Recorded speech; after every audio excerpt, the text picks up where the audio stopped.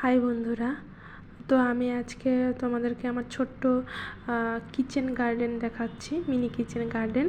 তো আমি গাছ কাটতে খুবই ভালোবাসি, তাই রান্নাঘর পর্যন্ত ছাড়িনি। আমি রান্নাঘরে ছোট্ট একটা জানলা আছে, সেখান থেকে খুবই আলো আসে, সূর্যের আলো পায়। তার জন্য ভাবছি যে এখানে কিছু গাড়লে হয়তো হবে। তো দেখলাম যে ভালোই হয়েছে। তো আমি কিছু ফুল গাছ প্রথমে গাড়ছি, তারপরে এখন দেখি অনেক কিছু সবজিও গাড়ছি।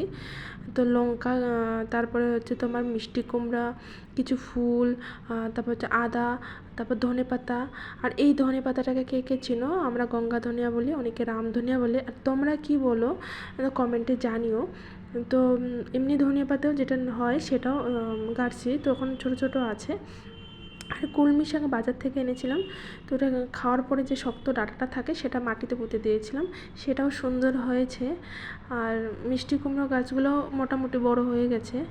তো